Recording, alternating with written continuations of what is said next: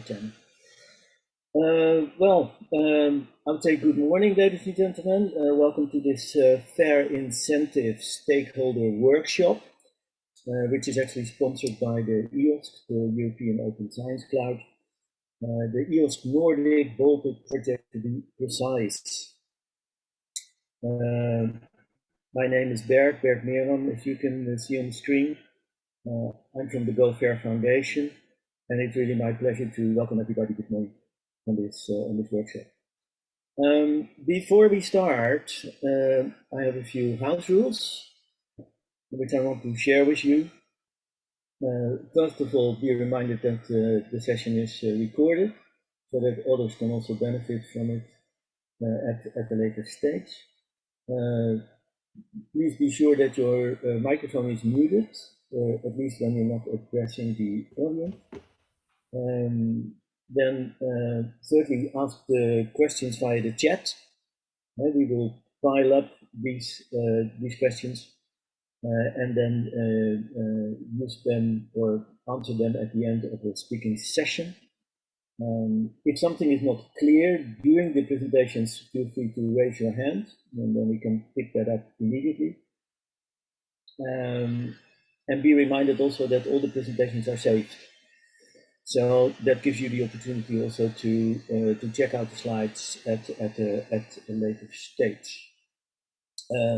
Finally, for this session, there is a collaborative note document where we can all share notes, so it's for all of us to share, and the link will be in the chat either now or in 1 or 2 minutes.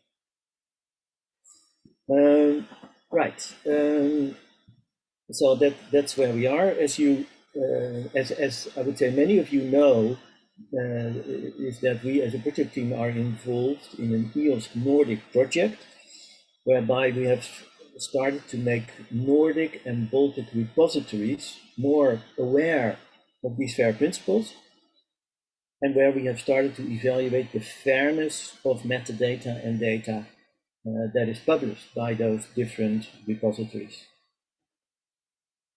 Now, from the names which I saw in the participant list, I see that many of you actually were present in earlier Nordic webinars, these so-called step 1 to 5 webinars, which we gave in the past 2 years or so. And I wanted to share with you at least one slide with the highlights of that. A number of things. First of all, what we've seen is that fairness can be improved by actions. You've seen that in those different steps we talked about, having the right PID, making the split between data and metadata, making sure that you have enough metadata for the domain or in general. All these things we've taken, let's say, through a series of webinars, so that step by step the repositories could actually improve their fairness. Secondly, and I've already said this a few times, but still, excuse me if you've heard this before, fair data is not the same as open and free data. It's a very important element, because with the researchers we very often see that they still are slightly confused about these terms. And so fair data is not the same as open and free. Fair data means that the data is accessible and reusable for others under predefined conditions. And so making your data fair does not necessarily mean that the researcher has to give away his or her data all for free to everybody. The data and these conditions to share stay fully under the control of the data owner. And so let me say it again, data fully under the control of the data owner. Third point is basically because we've seen that there's also an element of watering down of these FAIR principles. And we want to be absolutely sure that these principles are not watered down. So FAIR is not just having a nice website, and if you PDFs on that website. That for the human eye only, and that in itself is not wrong, but it's not fair. Fair is really designed for machine actionability. That the machine has to be able to interpret and understand what is meant. Data, metadata needs to be fully machine actionable. And if you follow the FAIR principles, the machine or the algorithm has to be structured that, for instance, measured data in column D or in row 12 are about centimeters and not about inches. Everybody can work with the let's say with the data elements that he wants to use, but in the metadata you have to indicate: are you talking about Celsius, Fahrenheit? Are you talking about centimeters, inches? Then further element of importance is the communities. The communities, think about the medical ones, or the climate, or energy, or financial. These communities are very important in let's say, driving convergence. Because in the communities, there's discussion and the definition of fair implementation choices. How do you actually implement fair? So that is where the decision and where the discussion takes place in terms of the semantic models, the ontologies to use, the controlled vocabularies to use, etc., etc. So these communities are very, very important. And finally, last point, and we've seen that, and that's the focus of this morning, is that concrete and proper incentives can actually be an important driver for a change in general. Now, all these sessions, these 1 to 5 step sessions, give a nice insight and recommendations for the repositories to basically improve the fairness over time in a step-by-step approach. And if you still want to visit some of these step webinars, please do so. Go to the Eos Nordic website and you will find them. They were all recorded and stored. Then let's move on to the focus of today, and I'll read it aloud, and because this is important that we all understand what we're trying to achieve this morning. Basically, what we're trying to achieve is that what incentives can we, as a team, as a workshop, define and recommend that will help to drive the different policymakers and stakeholders. Think about the researchers, the institutes, data stewards, the funders, the ministries, the infrastructure, the service providers, all these different stakeholders. What can be defined to a faster uptake of a fair-based infrastructure and fair practices in the Nordic and the Baltic countries. That's what we're trying to achieve this morning. We basically have broken the workshop down in 2 parts. First, there's the presentation of the findings of the questionnaire on these incentives, and you've all been very good in helping us there. And then the second part of the session this morning is actually getting your input through virtual breakout sessions to discuss next step recommendations, etc., etc. Then let me quickly go through the agenda. After the opening, we'll have Josephine Nordlin from CSC giving us an insight in the study itself. We have Pauli Assinen from the University of Helsinki giving us the preliminary findings. We had some very nice graphic representations of these outcomes. Then we have Josephine and Siri Fuchs, both from CSC. We will discuss these findings in more detail, getting your input, first part of your input, using Mentimeter. I know that many of you have worked with Mentimeter. And you will find the link to Mentimeter also in the chat, either now or in 1 or 2 minutes. And feel free to already give some basic input, like which country are you from, and what kind of stakeholder are you from. You can do that earlier. That is fine. Then after that exercise, we will have a break for about 20 minutes. And during the break, we will allow you to continue to chat on a number of interesting topics. So these topics will be in one of the slides. And that means that over a cup of coffee, you can still debate a couple of interesting, challenging statements. Then, after the break, we will resume this workshop with an explanation of the fair Archetypes. And Maria Elisa Kuzniemi will be leading that session. She's also from the University of Helsinki. After that, we will have a hands-on session with all kind of breakout rooms. We split up the entire team into different breakout groups, and we will allow everybody to give input and your views by posting notes on an electronic concept board. Don't worry, it will all be explained how that works at a later stage. And during that session, we will follow then a known theory of change model and ask for your valuable input on 5 distinct levels of change. And you could think, make it required. So what can you do at the highest level? Make it rewarding, make it interesting for people, make it normative, make it easy, and make it possible. So these 5 different models, or the 5 different steps into that model. But don't worry, a clear explanation of that process will be given to you later. And that entire session will take about 40 minutes.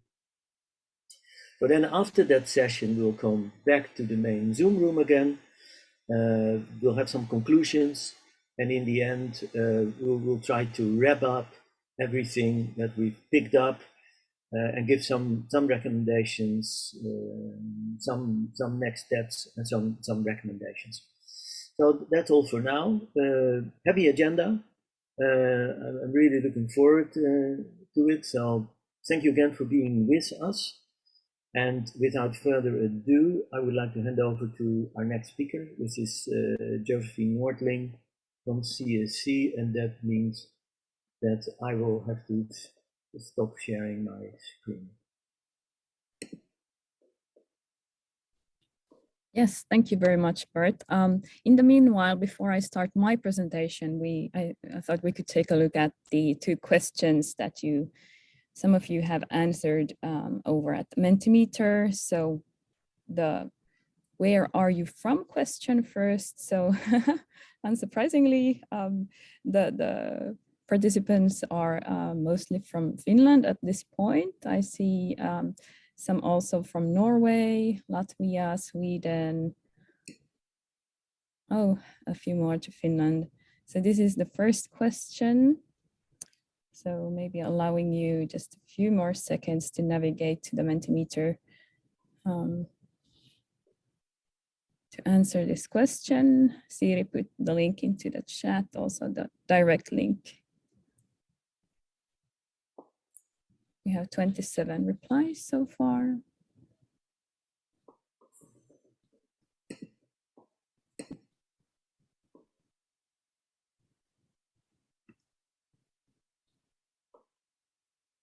Oh, we also have 2 from some other countries, so that's nice to see also. A few more to Denmark.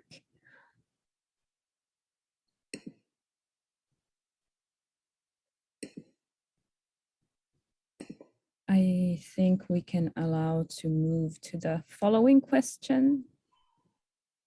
What stakeholder group do you represent? So which one is most suitable in your case of the ones that we have listed here? If none of them are, then you can choose the option other as well.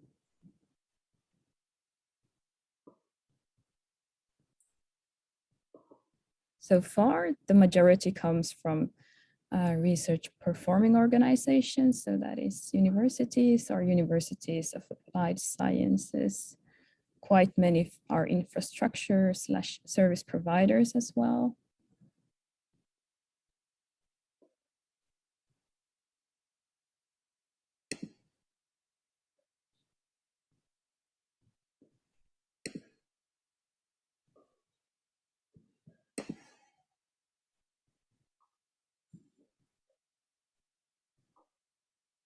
Yes, I think we can move forward. We will leave the Mentimeter open for you to take during the whole workshop. And also please remember to sign in via the collaborative notes document. That would be really helpful. Okay, I think I can start my presentation now.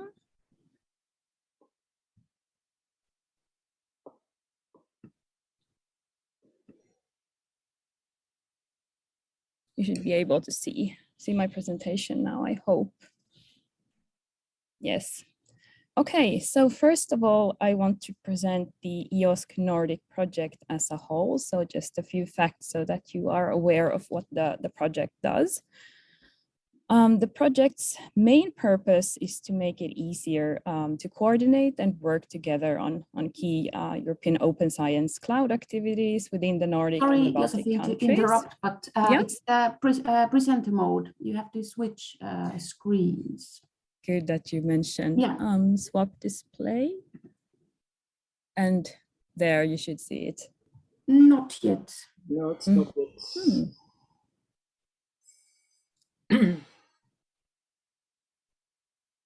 We only see a part of it now.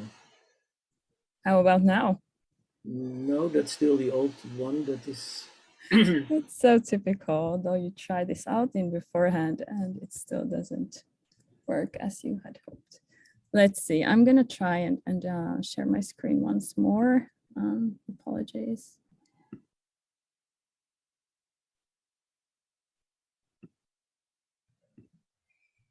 Now, is it any better? Good. Perfect, sorry about that. Yes, so I was saying that the main purpose is to make it easier to coordinate and work together on key European open science cloud activities within the Nordic and the Baltic countries. And also to get the feeling that we belong as well to the EOS, although we are quite small unity, so to say. The project furthermore aims to exploit synergies between the countries and harmonize policies and service provisioning. And of course, always in compliance with the standards and the practices that are set by the EOSC. It is a 3-year project, but we just recently heard that it will be prolonged by 3 months, so it will end in November this year. The project is coordinated by Nordic e-infrastructure collaboration, so and Nordforsk, and is one of 5 regional 5B projects under the Infra-EOSC program.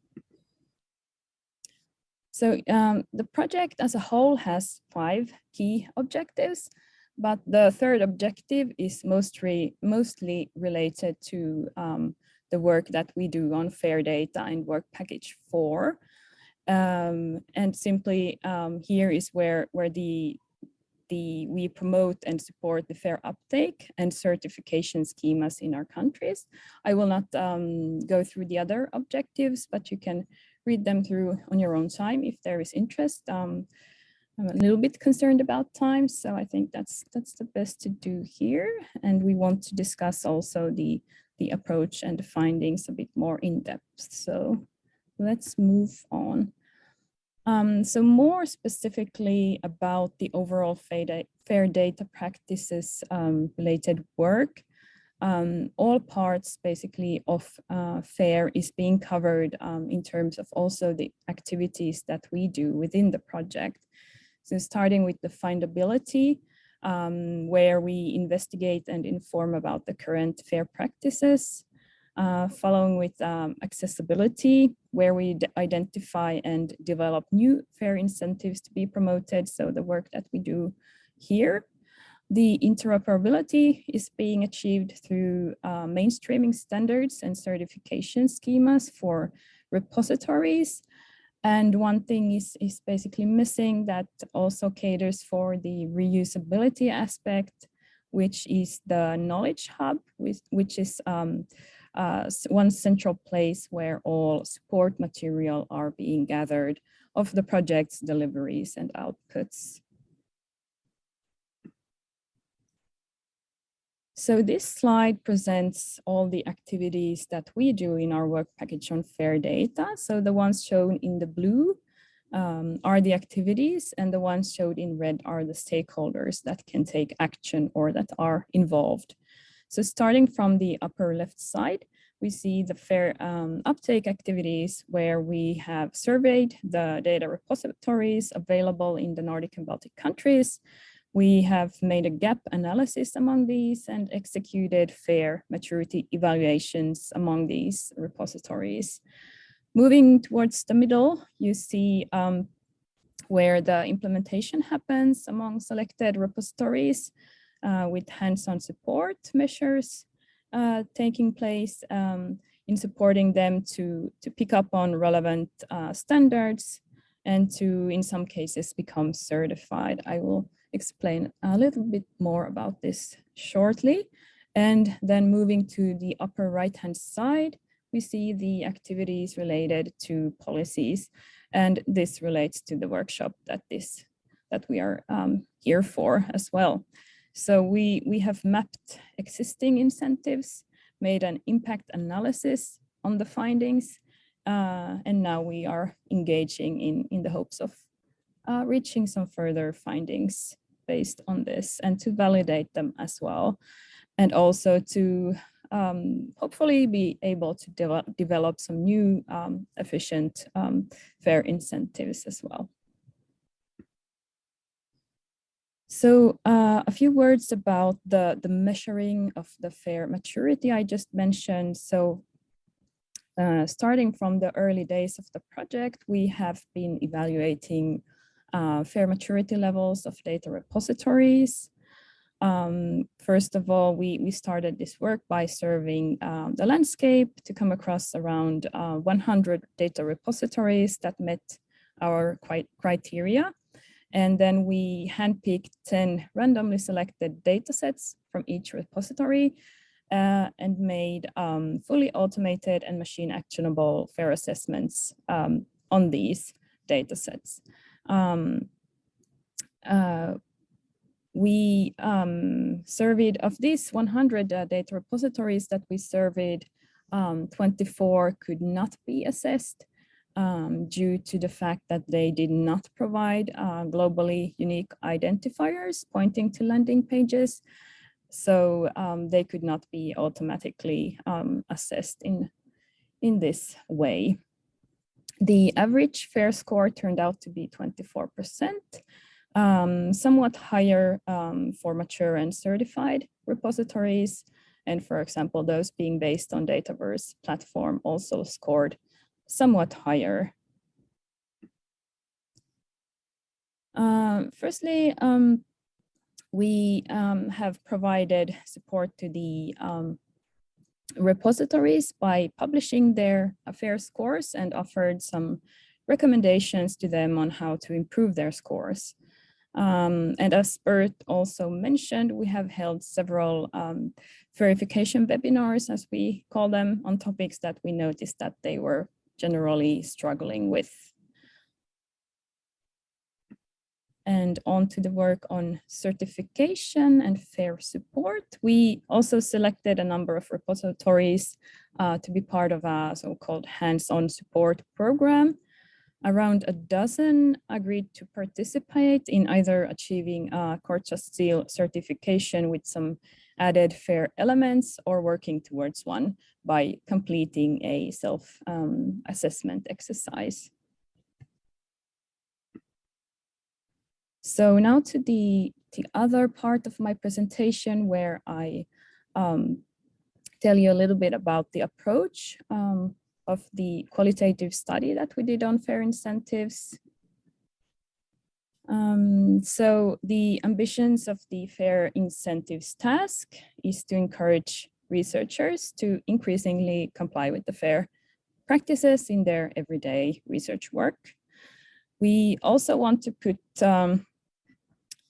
front the benefits and the incentivizing measures in place for FAIR compliance. And lastly, we want to reach policy harmonization in the region. So the approach used in gathering input. Firstly, we did the landscaping exercise about already established policy incentives. We also did a literature review on the available work done within this area. And the final stage was to conduct a qualitative study where we interviewed 29 individuals from several different stakeholder groups, the ones that you can see here in this yellow bubble. Half of these were represented by researchers. And I believe that Pauli will tell you a bit more about this soonish, so I will not go into more detail about this at this stage. But I want to give you a few thoughts about our insights of the qualitative study that we were able to retrieve. We really needed that experience-based input to the study, given the topic. So we really felt that this was the way to do it. And we really achieved some very valuable findings in the end with this method. We were also able to dig deep into the current state of play on fair incentives. So both on the very well received ones, but also the ones that are rather disincentivizing. For example, that there is a current misalignment between what is currently being measured and what is more and more being expected from the researchers. And so based on these insights, we were able to invent some new efficient, fair incentives as well. So in the literature review, we came across this cultural change pyramid that represents 5 levels of intervention for a research culture that can be adapted also for fair data implementation. And Bert also mentioned this in his opening remarks. So each activity makes fair data implementation possible, easy, normative, rewarding, and required. The levels of the pyramid are progressive, implying that the successful implementation of the higher levels depend on the successful implementation of the lower ones. And the model also shows that each level plays an important role, and only combined when all of these are fulfilled, they can make a real impact and a cultural shift. So we also would like to propose another layer to be added to this pyramid based on the findings from the interviews, claiming that we first need to raise awareness on the topic and make it fully understandable by everyone in order to then be able to move ahead to the next levels. So in doing so, we also made some tailor-made recommendations for each of the stakeholder groups that can take action on these levels. And this is something that we will be working a bit more around in the breakout sessions later on. And lastly, I wanted to give our thoughts on the expected impact of increased fair uptake. So these are just a few expected impacts. There are more as well, but these are the ones that are really interesting to show. Organizational data policies are vital for increasing the motivations among researchers to conduct qualitative and transparent research. And this also leads to increased scientific impact. By promoting and implementing machine actionable DMPs, we get easy and seamless information workflow between systems.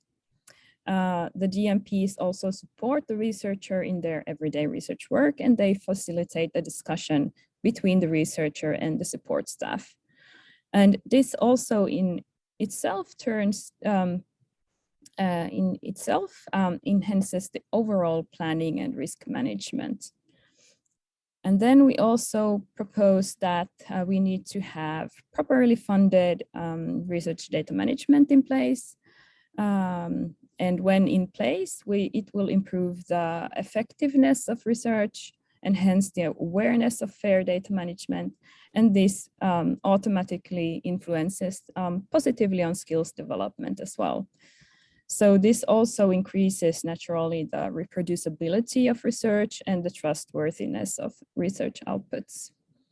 And lastly, monitoring mechanisms need to be in place to ensure that we are aware of how publicly funded research is being used, but also the monitoring itself has proven to have really positive effects on compliance levels.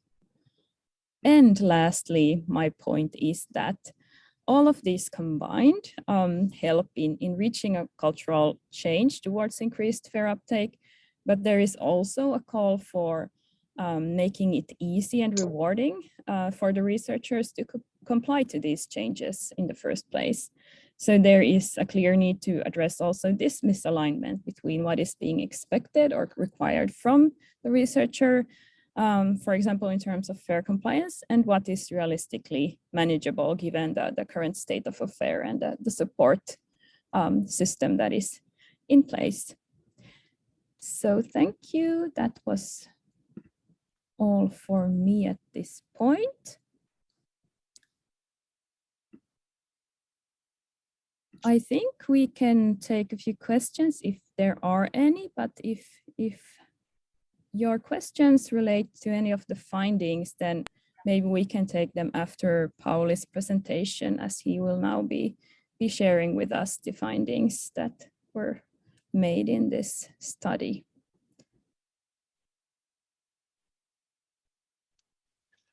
Good morning, everybody. I'm Pauli Assinen. I'm from Helsinki University Library.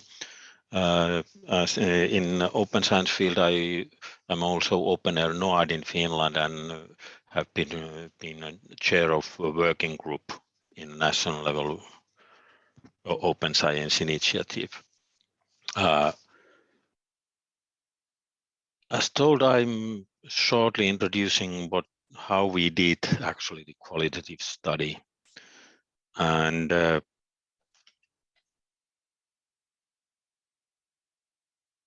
just a second. Now, as mentioned, half of the respondents were researchers, and other half represented 5 other stakeholder groups. And then we categorized the researcher respondents using OECD field of science categorization, and 2/3 of respondents were from natural sciences, and the last 1/3 was from social sciences and humanities. Gender balance was quite good in both researcher group and other, which is combined from the 5 others. We had respondents from all 8 countries. I think Finland is a little bit overrepresented, but I suppose it's not affecting the results. What we did 28 interviews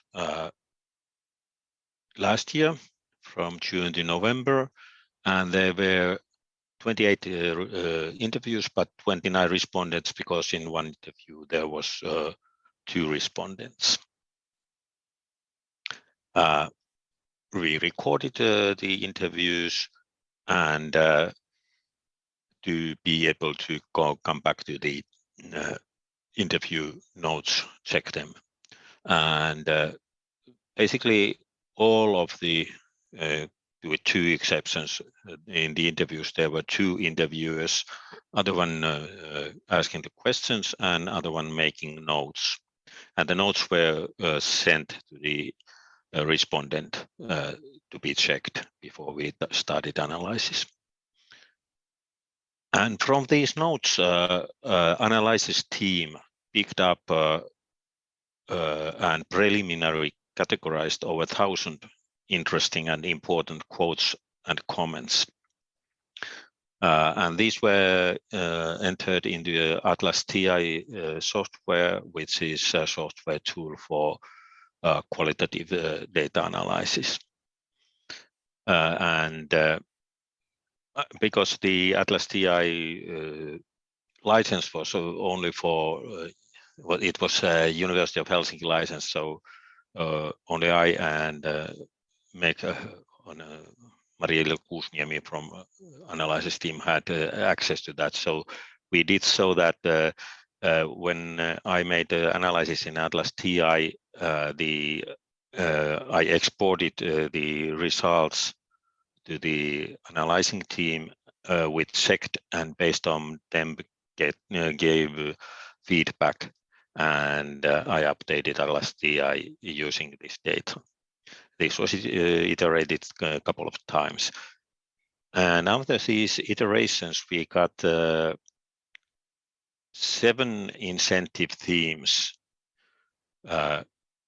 from the incentive, what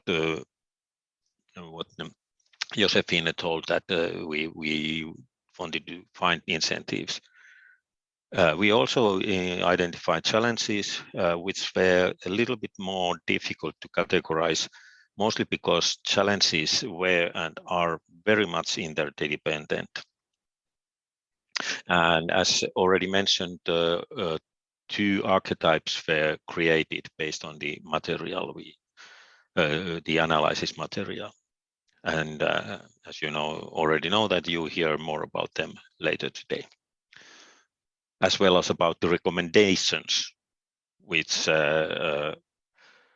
Josephine mentioned, which I think the difference between some other recommendations is that we try to assign these recommendations to different stakeholder groups. And you have opportunity today give your comments on that, how we managed to do that. And you see the question mark in the end in the yellow box, diamond shaped box, and that's of course the most interesting part. What happens? Are these recommendations something that could make a difference in the future in the fair uptake? About the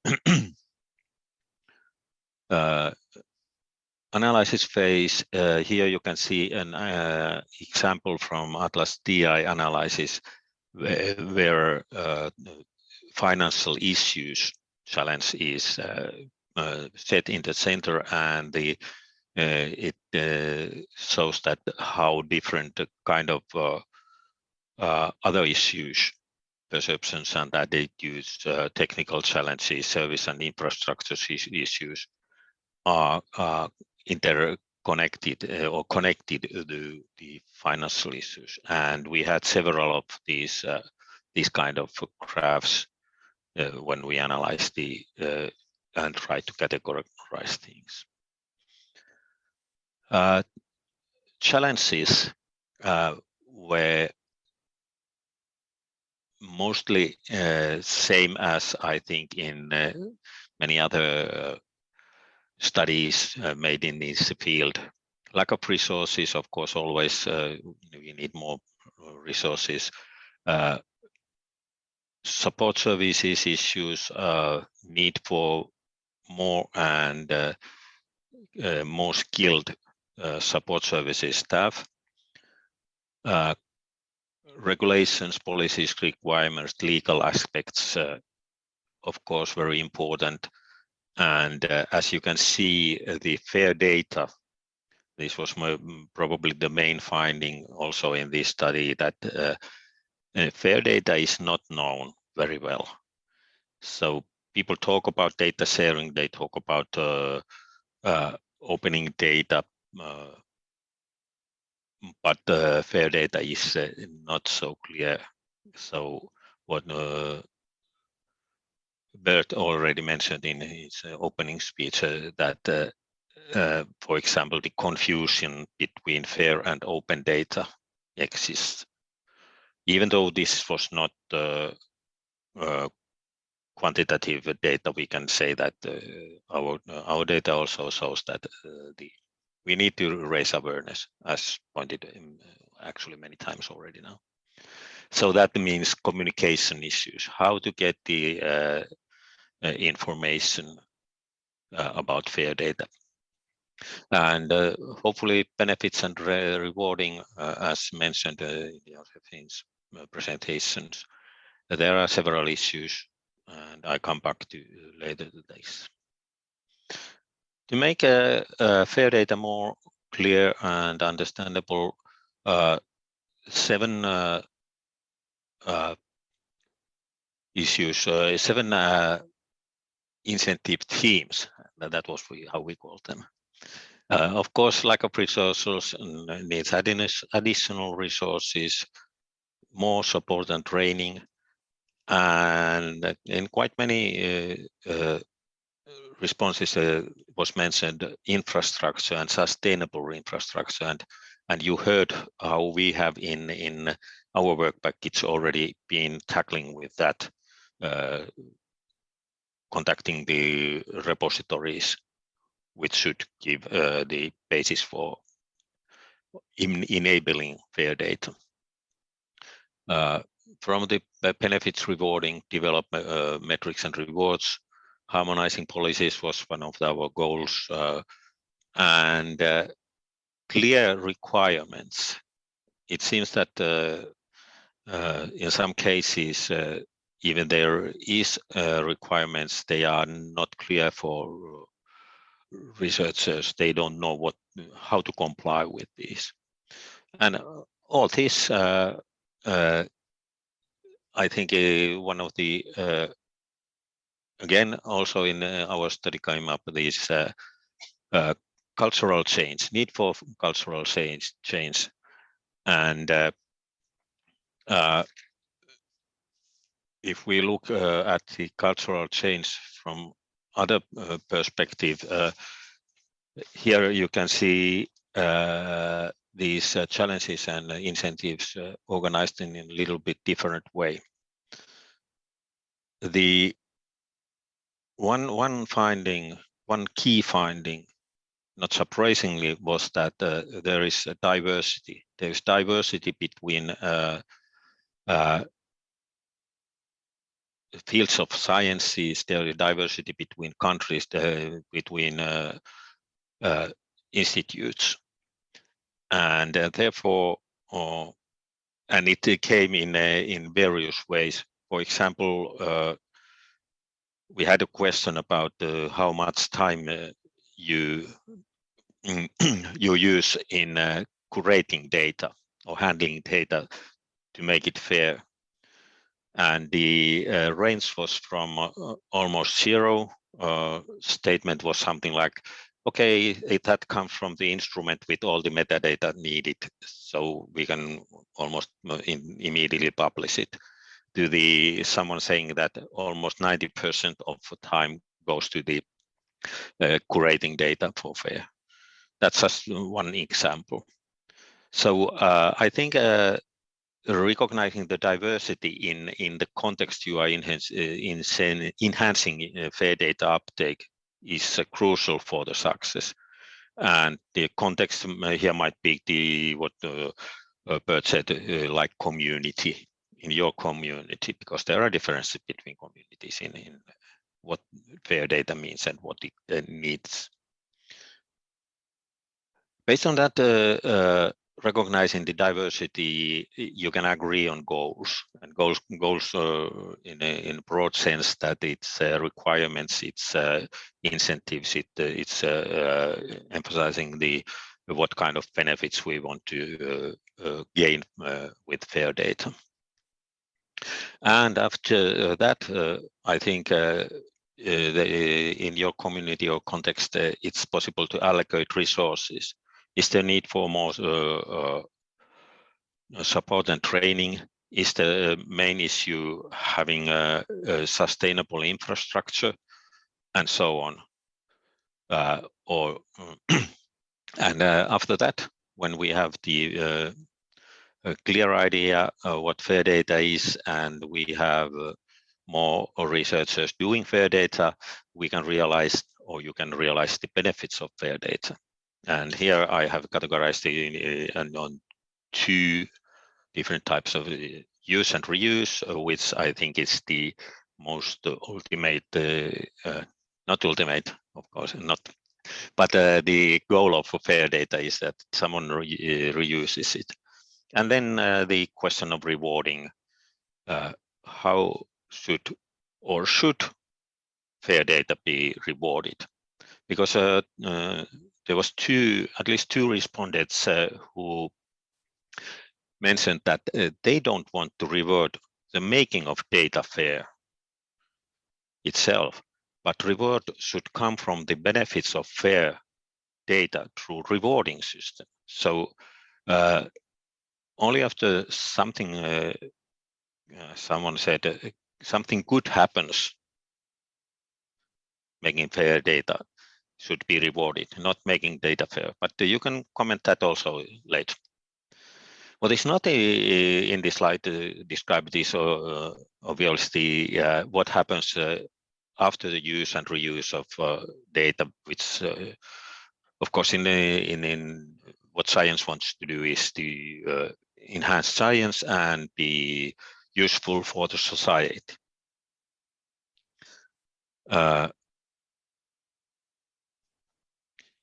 Even though one of the respondents said that they were fair already before fair was introduced, what is a reality today, that's not the case in most cases.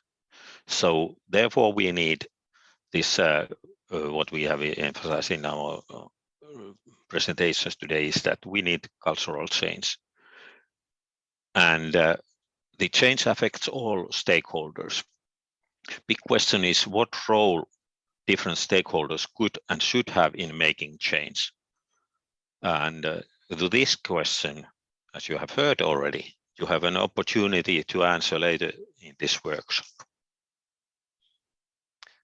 Thank you.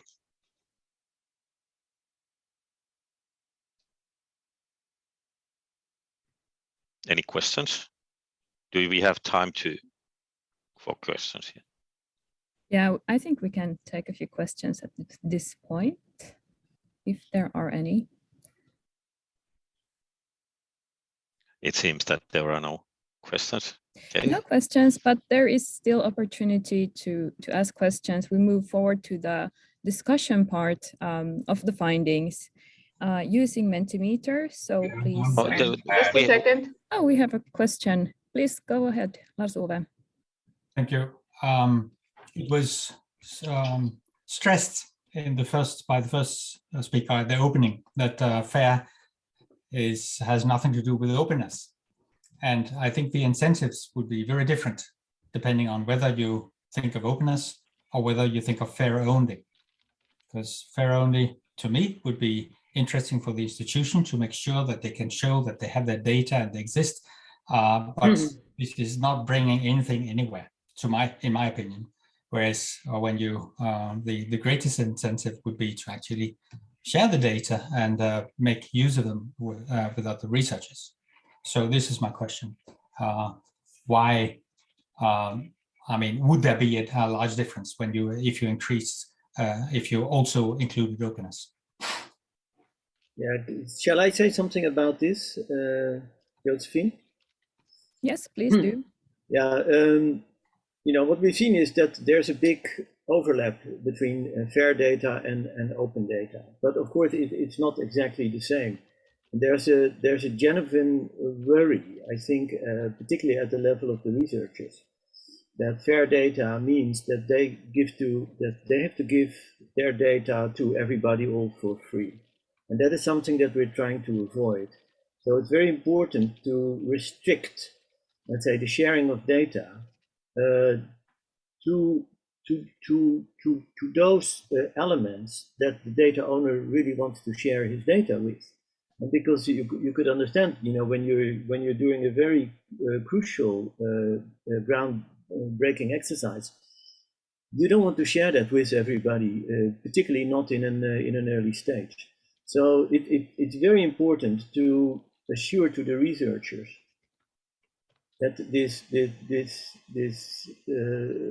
fair data does not mean that all their data is now open on the street for everybody, but that you can determine that for each and every study very precisely in terms of what are the data elements, what is the type of metadata that you want to share with whom. And so it's very good that you bring that up, because every time we see that is a big issue. Of course, you want the data to be as open as possible. That is absolutely clear, and everybody's trying to get there, but not necessarily completely open. Yes, thank you, Bert, for the reply, and a really interesting discussion indeed, and worth having. So if we move over to the Mentimeter questions, so we have already seen 2 questions, but now we would also like to pick your minds on a few topics directly related to the findings of the study. So you can see here, the next question is related to funding. So funding for data curation and sharing were seen as strong incentives driving its case among researchers. What should we do? So I can already see quite a lot of replies coming in. Here you have a multiple choice opportunity, so you can pick several ones if you like.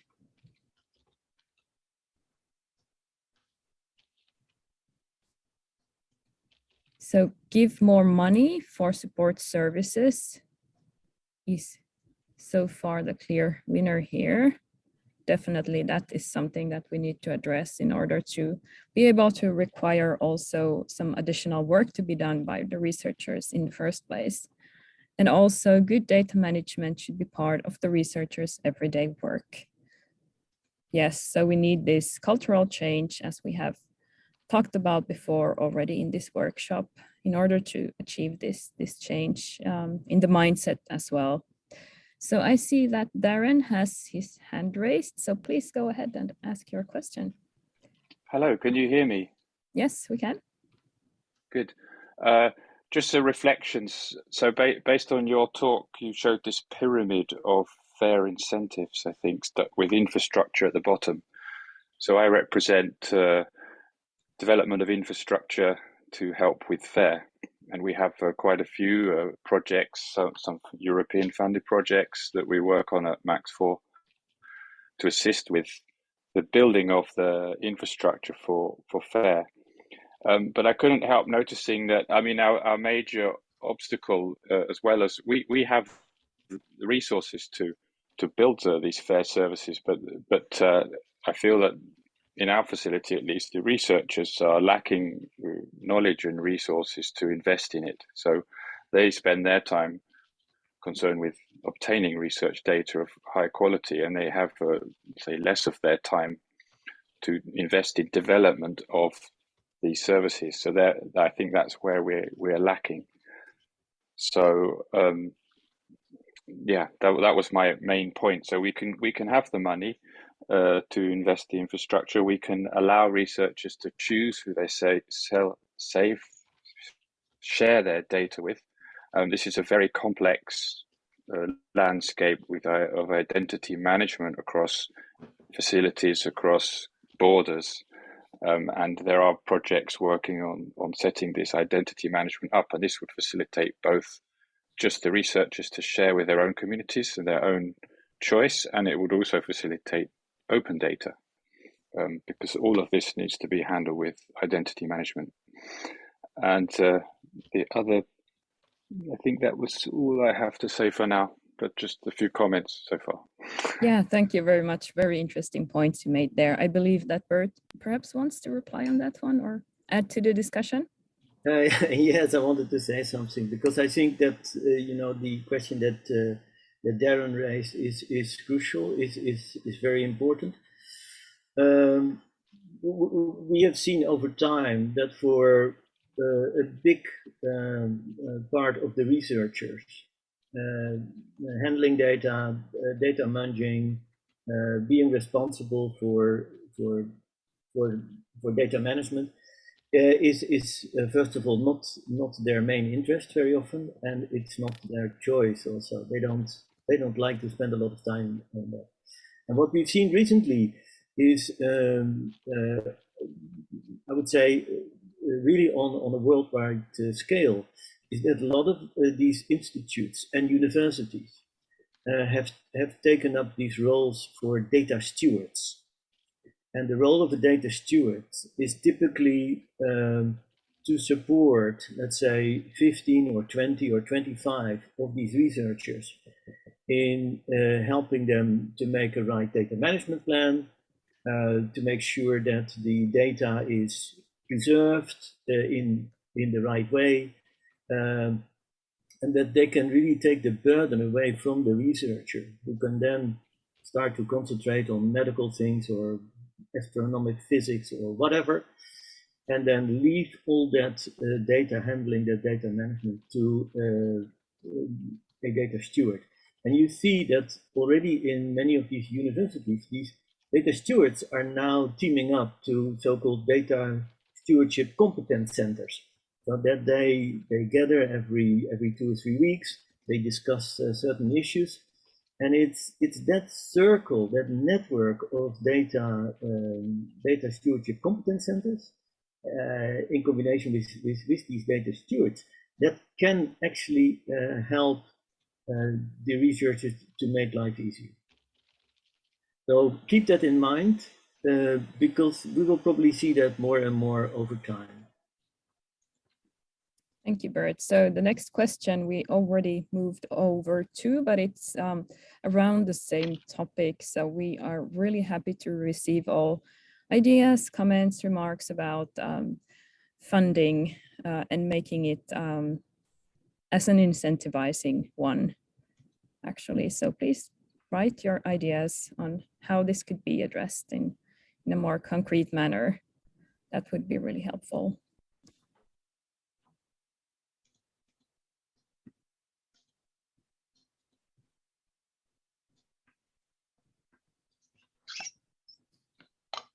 But if there are none, you can also type your ideas at a later stage, but I maybe suggest that we move forward to the next question we have.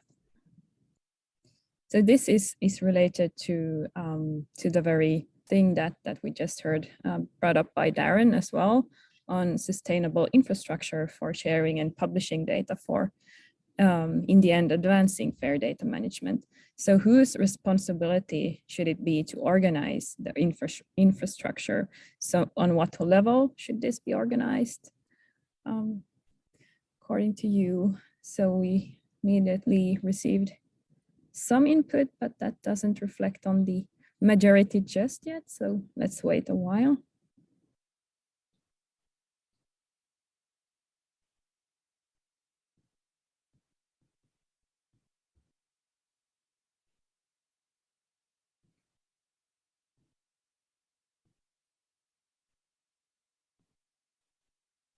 So far, most think that it should be organized on a national level, but of course also on the EU/EOS level,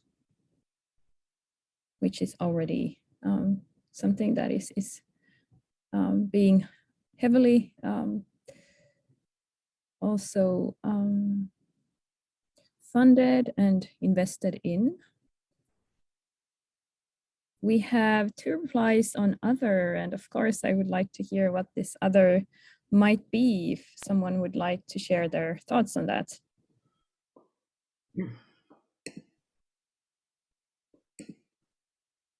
Yeah, this is Bert here. I put other because I feel that it has to be organized on all these different levels. So it should not be, I could not pick one. So I think really this should be organized at each and every level. Yeah, that's the same I see in the chat as well. Yeah. So on all levels, and of course, depending on the type of data, depending on the type of infrastructure. So yeah, it's not an easy question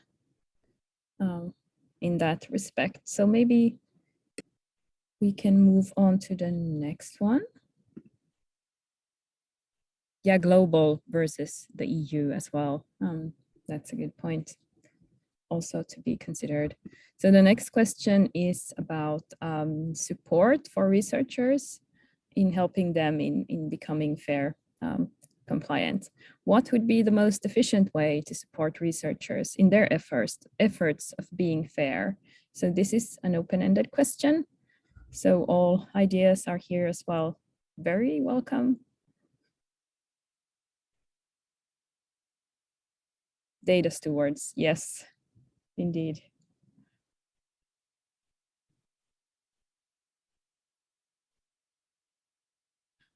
And also to develop competence centers around the data stewardships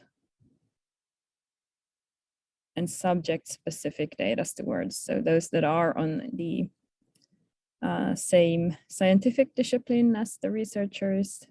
In this case, they could understand where they are coming from and be able to help with their specific data-related problems as well. Support services in general, to educate students from their undergraduate studies, so already there, embedded in their educational programs.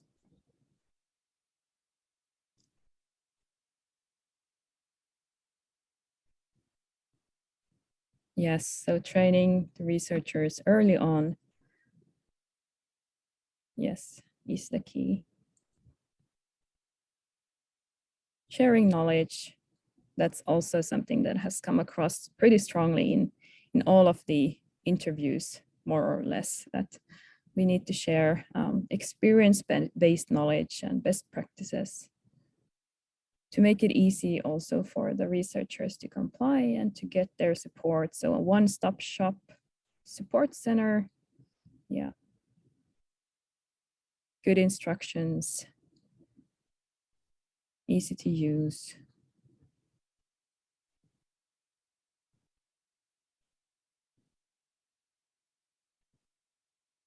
Yeah, someone also argues that researchers need basic data literacy, so not putting too much on the data stewards, but also to educate the researchers to do parts themselves. Yeah, interesting. Okay, so we have very many interesting input to this question, but I think with respect of time, we might need to move forward to the next one. So over to the next question, who is or should be responsible for developing merits for FAIR research? Any ideas how this is being done or should be done?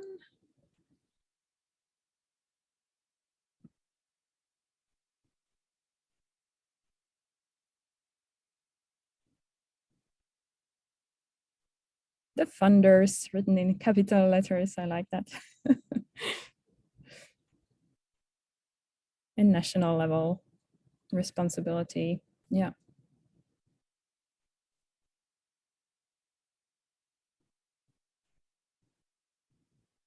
So any ideas on how this should be done? It's a bit more complicated, I guess, to reply on such a short notice, but and the institutions as well have a responsibility, yeah.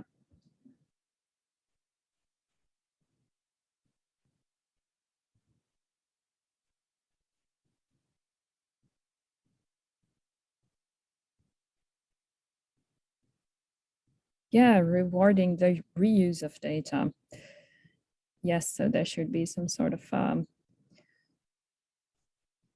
rewarding systems in place for that as well.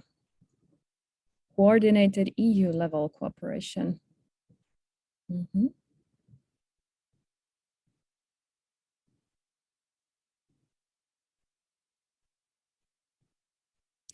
Yes, on the how, so stipulating requirements in funding calls, that is mandatory metadata, DMPs, etc., are to be in place. Yes, that's a good starting point, indeed. Including this in the CV templates already so that it's taken care of from the very beginning. Yeah.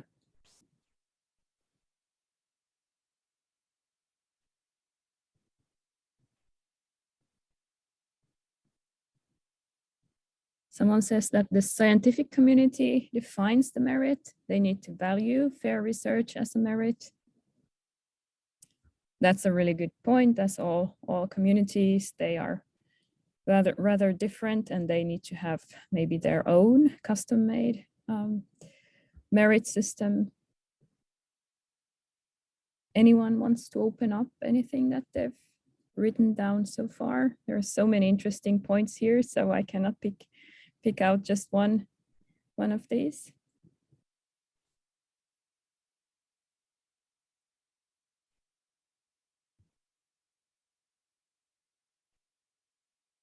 Someone suggests 5% of the grant for data management.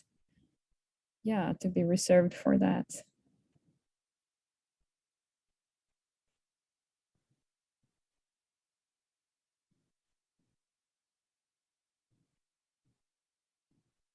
So starting out by monitoring data and rewarding those who comply. Yeah, that makes sense. So we have a question actually. Please go ahead. Yeah, it's a comment, and I mean, I think it's a little bit also in the question that we all tend to answer with this kind of top-down view regarding incentives and meritation, but I think we also have to take into account that, I don't know, things went the wrong way with the open access to publication, and I think this should be kind of a warning example for all of us, like what we wish for, because we might get it, and it's not what we expected, and I think we shouldn't make the same mistakes as with open access to publications, and I think this can be done by not only seeing this as a top-down exercise where we involve all kind of ministry persons and senior management at the universities and so on. This has also to grow out of the research communities. So they have to be involved and they have to be heard. And there has to be a divergence in regards to the different traditions of the research disciplines. So I know I'm taking up a lot of time, so I'm very sorry for that, but this is very, very close to my heart. So yeah, we have to be very careful what will happen with these incentives. That's just a point. Yeah, thank you. Really some very interesting points you made there. And I really like the first part, especially that we get what we measure. So we really need to think that through before starting any new types of meriting or metric systems. Indeed. So I think we should maybe move forward to the next question we have. What are the most important components of a research culture based on fair data management and open science? So here we have both fair and open science included. Place in order of importance. So you can place all of these in the order starting from the most important one.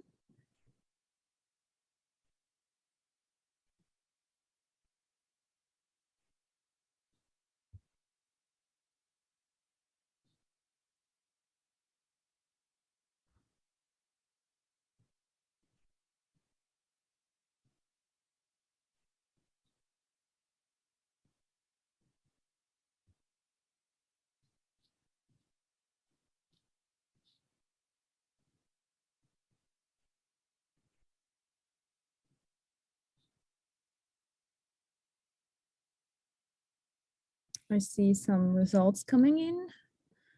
This is a rather big question, so it takes some time to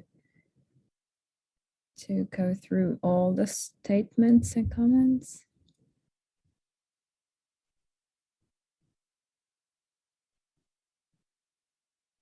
So far, most think that raising researchers' awareness through best practices and clear guidance at both national and EU level would be the most important component, followed by a strong second one on the adequate support services at organizations in forms of competence centers and data stewards.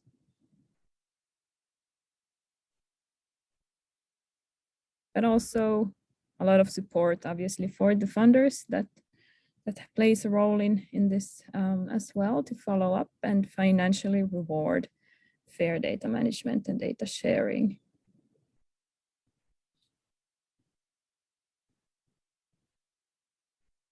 And the results seem to be rather consistent.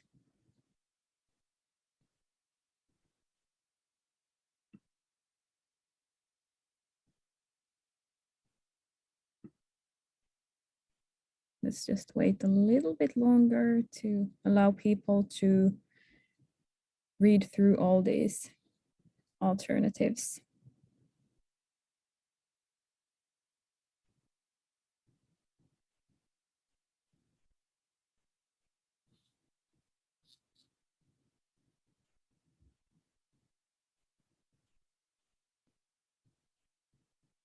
Okay, I think we have all the inputs that are coming in. So this is this should be the last question, right? How can we speed up the cultural change, and who should enhance communication practices so that we reach a fair research environment? This is also a rather large question, but a really important one, of course, to think about.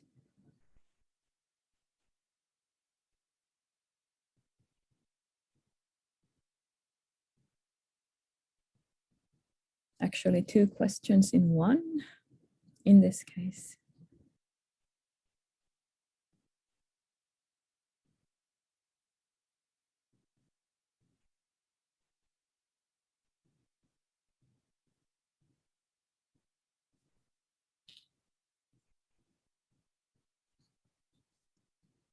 Yeah, someone suggested we start by changing the funding system.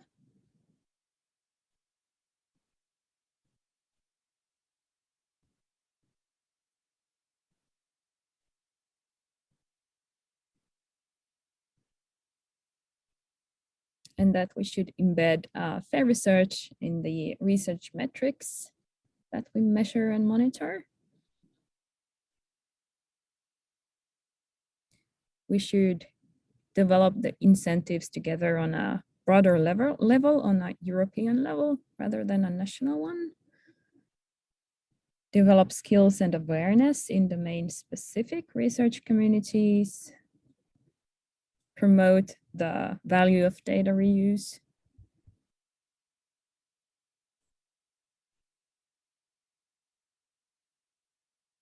Yeah, so there should be also a combination of easy to use and also to reward good scientific behavior all in one. Yeah, good point. Fair ambassadors at the institutions, better local support. I like that suggestion. Sounds really good.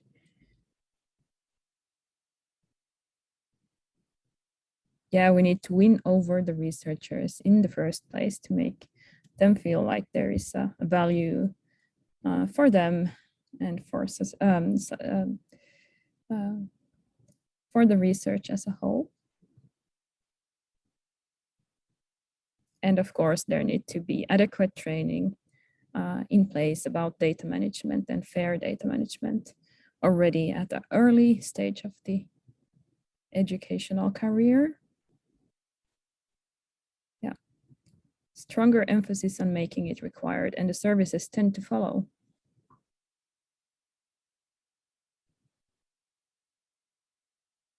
Yes, I like the last comment here as well, that we also need to focus on legal and ethical aspects of research that I think that many researchers struggle with. So good practical advice and guidelines there is needed. and also to disseminate a bit more on disciplines where FAIR is already part of the operating culture, to show as good examples. I like that one. Yes, so a lot of focus on support services, communication, rewarding, making it easy for the researchers.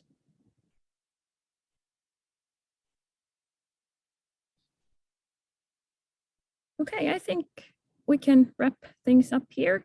If I'm not mistaken, this should have been the last question. Thank you very much for taking this Mentimeter. This is really valuable information for us. And as we informed also before the workshop, we will also feed the discussions ongoing during this workshop into the final deliverable also of this work that we do. So this is really, really helpful. We are now at a point in time where we need a break. So we have, I need to check. We have reserved 20 minutes for the break, and we are right on time actually. So we will be back at 20 to 12 CET. But if you would like, you could also address a few of these questions that you see on the slide here during your coffee break. Maybe type into the chat if you have any thoughts on these questions.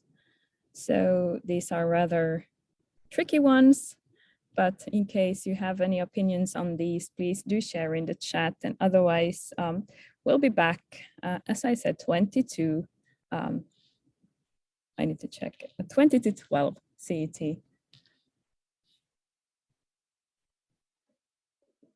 The time is up.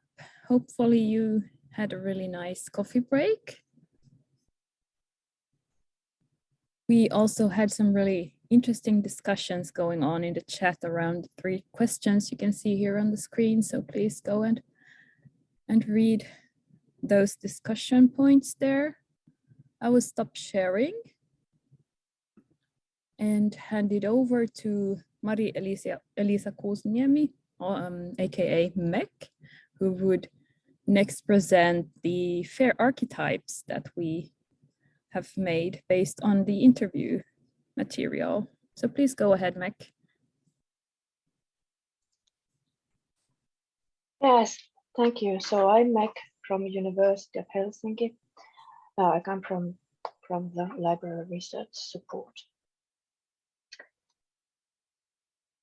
Hopefully I can change the slide. Yeah, almost. Yeah, so building archetypes is a method used in product and service design project with a user experience approach. Our archetypes are based on information collected via interviews, and archetypes are made to help to discover behavior patterns to predict how a person will behave or react. If we want to catalyze cultural change, we must know the current situation and plan how to influence current behavior. Archetypes can help us with that. We decided to build only 2 archetypes which represent extremes in attitudes towards the FAIR principles. It's good to keep in mind that an archetype is not built based on a real individual person, but many people. Still, an archetype might resemble someone we know. That is the main point of using archetypes. The theory behind it is that human brains tend to build stereotypes, which we then use in decision making. So hopefully these archetypes represent people we all have met and can relate to.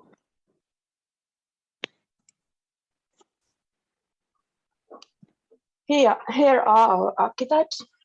They both They are both researchers on the same field, working side by side along the same corridor. We named them a fair newbie and a fair master. The fair newbie believes that FAIR principles are requirements coming from outside the research community. The newbie believes that no one knows the FAIR principles, and she or he thinks that no one can understand or use her or his data. The newbie has not yet used data created by others. Therefore, the FAIR newbie needs clear guidance, more support, and most definitely more money before newbie can change his or her behavior. Then we have FAIR master, who believes that FAIR is an integral part of good research practice. Research articles without underlying data cannot be trusted. The FAIR master has used existing research data management services. He or she believes that everybody knows FAIR principles, and she or he is personally willing to work towards FAIR. The FAIR master has used data created by others and has own experience on benefits of sharing or opening data. These archetypes are not, of course, results of a big or long scientific study. They are not results of very precise data analysis either, but they are real quotations of real people to which we can link the content of this slide. We will report the data behind archetypes more detailed in the report of these tasks. The main message here is that we do not have only one type of researchers, but many. We do not have only newbies, we also have masters. We can learn from masters and try to find out why they think like they do. Here you can also see that the master is a normal researcher whose main interest is on conducting research. There is part of research practice for them. The FAIR masters still need help from research management experts like data stewards and data managers. They also utilize FAIR enabling services and infrastructures. Therefore, we do not make the FAIR research happening just by turning all FAIR newbies to FAIR masters. Still, if we can catalyze the change somehow, we could declare that big part of cultural shift has happened. So that's all from me.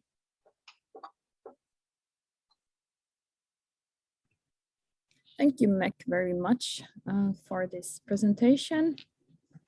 Any comments or questions for Meg at this point, other than what Darren put into the chat, that this is a great slide, the one with the FAIR newbie and master archetypes? But any additional comments or questions?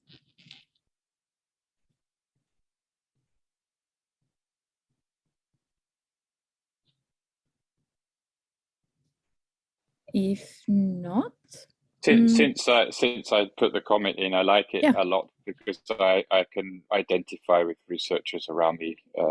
Unfortunately, the majority are the newbies, but these are exactly the kind of remarks that I hear. So it's very fitting. Nice to hear. Thanks. Lars Ove, please go ahead. Yeah, I guess the continuum from newbies to masters, it will depend very much on your research area. I think in my research area, there are very few examples of actual use of data, although there is some sharing. So we still need a very good example. whereas for others, probably a lot. So I also think there is a story to tell about those research areas which are in the forefront here, and as a further incentive to those who are just emerging. So it's a comment. And a really good one as well. So that's really important to remember that all researchers are in different situations and they have their different stories to tell, just as you said. So we need to take that also into account when discussing these things. Yes, but surprisingly, there is also disciplines where is lots of fair masters, but still there are fair newbies as well.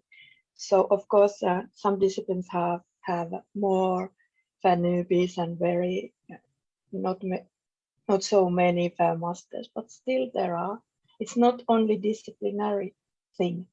It's also if you have experience and try it by yourself or not. Yes, very good point. Okay, I suggest we move on to the next exciting topic or session, really. So that is the hands-on working session, where we consider a few things around the pyramid that has been brought front on a few occasions already with the make it rewarding, required, normative, easy, and possible. So we will be splitting into 5 different breakout groups, and each will work around one of these make it statements. We will be using a really easy to use digital collaboration tool called Concept Board. It's very straightforward. I will show you, excuse me, how you are supposed to log in or sign in and navigate around the board. And as said, don't you worry, it's not a difficult tool at all to use. So I need to. Okay. So then it's time to report back from our sessions.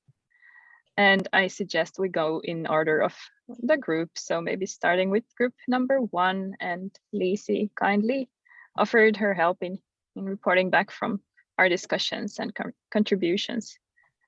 Yes, so as all of you, we had 3 steps that we need to take. So the first, and we were in the group of make it required.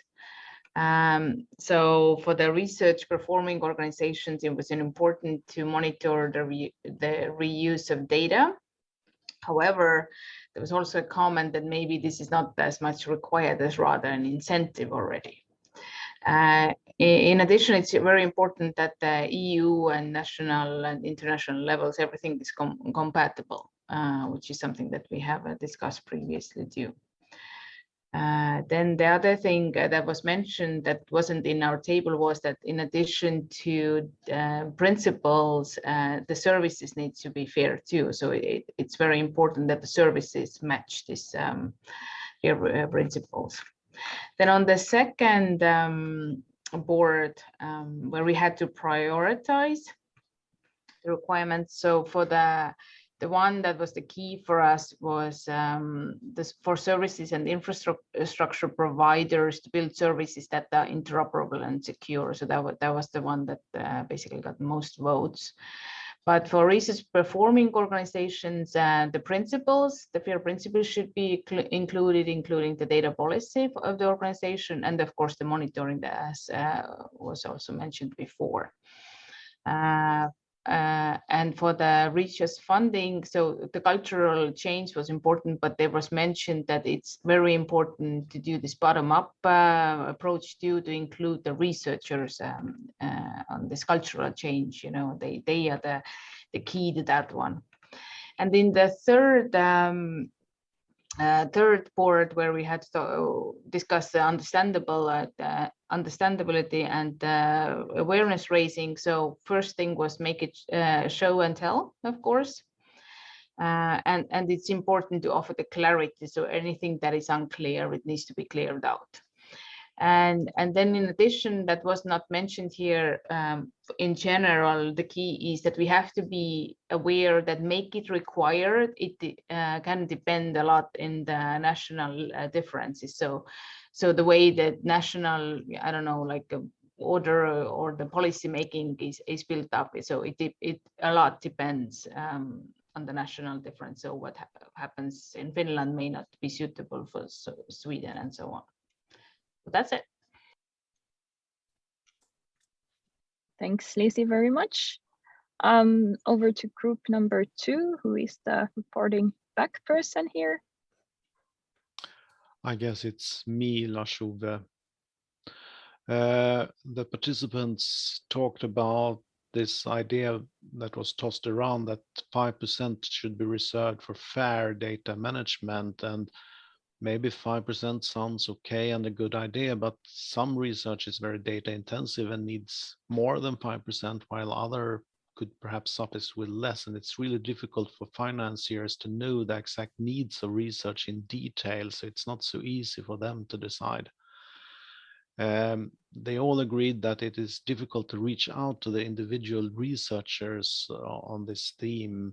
The financiers often get in touch with support staff, management and service providers, but it's not so easy to get to the individual researchers. And the financiers wanted to stress that they do promote FAIR as it is in many ways. They are arranging events at various levels. It's part of their terms and conditions in order to receive grants, and open science is already an evaluation criterion, at least in some countries, and so on. And they all seem to be fairly active in developing their policy around FAIR and open science. I hope I got everything. Okay, thank you very much. Sounded interesting. So next is group number 3, and make it normative. I believe Tuomas is the reporter. Yeah, that's correct. And I'll invite my group to fill in if I'm missing some key points. But I would sort of sum the discussion we had that it's a question of need of the push from the top, so from funders, from research organizations, institutes, and so on. And the other bit is there the question of what is the I mean, selection of what needs to be made fair. I mean, instead of just foolishly trying to make everything fair to the maximum level, which might not be the ideal outcome for anyone, or even sort of a help to make it a norm if there is a additional extra work for everyone. And in that light, it means that all the examples are very important, so that researchers can see what is the benefit in what, and also that having infrastructures available, because otherwise it's a very difficult way to sort of move things forward if you are missing key elements from your verification path. And it's also the a few others that we were thinking on is that there needs to be sort of a willingness to see the benefit before the community can accept this as a norm. We also have, I mean, different communities are different in many ways. It's also the confidential data or business critical data that we just cannot say that, well, it needs to be made available. So here we need to sort of think clearly about what FAIR means, because providing information of the data that has been created could also be important for not recreating data that's already out there. Yeah, so winning examples, that was one of the key issues, and also need to integrating FAIR into teaching from early on, from undergrad forward, because then we are able to grasp different scientific disciplines and sort of mold the fairness into the format that works for that community, and not sort of become as an sort of imposed, more general requirement from the funding level. All right. Well, I guess I'll stop there and check if I see any hands from my group. Okay, thank you very much, Tuomas. Thanks. If not, then let's move on to the fourth group and make it easy. And Elsa is the person that we'll hear from. Yes, hello everyone. So discussion in our group also was very good and time flew by pretty fast. But what we came up with regarding how to make it easy. So we had very good ideas that we added, for example, for ministries, that it would be great if they provided training on legal and research ethical aspects of data and management sharing. That would be also one of the kind of important priorities for them to do. Then, of course, for research funding organizations, the more funding, more better, because of course it always becomes easier when you have good enough incentives. But what we thought would be good would be more funding incentives connected to published data sets and curation of data resources, and not just scientific publications, and more dedicated funding for technical personnel that can maintain and curate research outputs. Then when talking about service and infrastructure providers, of course, all the sustainable service and controlled vocabularies should be provided, and develop domain-centric guides for researchers on how to verify specific types of research data. And of course, not only we need some good training, there should be like a collective on active feedback from researchers to develop services that are needed. And for research performing organizations, of course, DMPs and data stewards are the main thing that we would need. And of course, establish good practical guides on how to manage data in line with legal requirements and research ethical guidelines. Yep, that would be all from our group. Okay, great, thank you. Then on to the next group, Make It Possible. And there we have Pauli. Yeah, hello again. In our group, which was Make It Possible,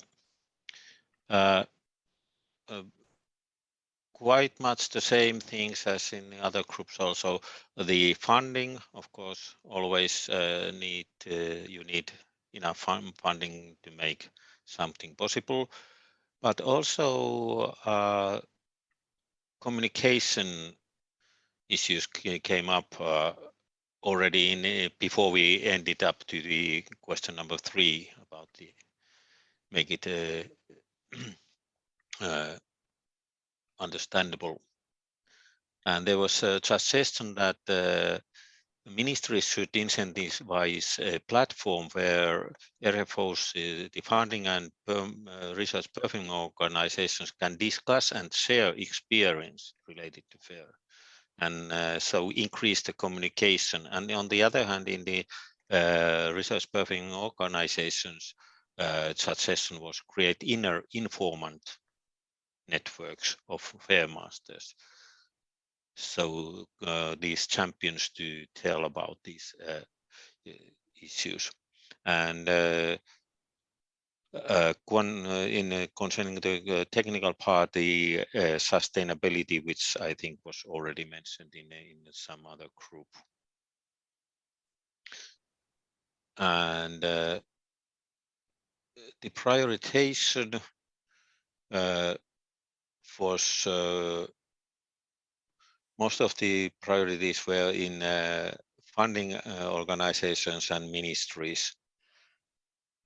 And in the funding organization side, already in the previous question, there was this question or comment on that DMPs, the data management plans, should be monitored and evaluated, and make certain that the data management is actually practiced according to the data management plan. And I think this is very important. That, and the comment was that at the moment the situation is that there are quite a few staff for who have competence to make this evaluation, and that's maybe the problem, biggest problem there. And how can we really make this happen? Awareness part, I think quite the same things came up. So more channels to get in touch with the researchers, to get the information about the services and information about benefits of the fair data, and also the request for DMP templates, which should be structured in a consultation with the research community, making them easy and so on. So importance of DMPs, communication between stakeholders, and the funding. I think these were the main takeaways from our group. So please add if someone in group wants to add something there. Okay, thank you, Pauli, and thank you, everyone. This was the last group. It was really valuable input that we received, so we are really grateful for allowing to work together with you in this type of a setting. And I think I will leave the closing words up to Bert. He will say a few words about how well we did and some wrap up. Please go ahead.